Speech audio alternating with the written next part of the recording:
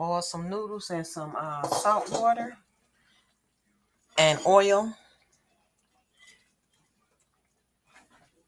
And then this is what I got.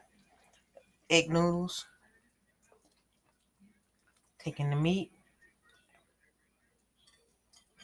Placing it on the plate.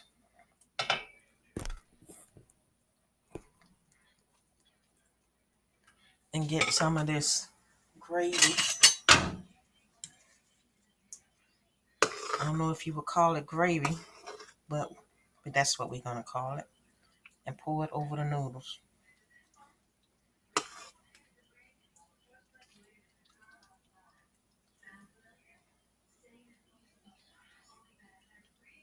There you have it. Quick and easy meal while we locked up in the house at these times.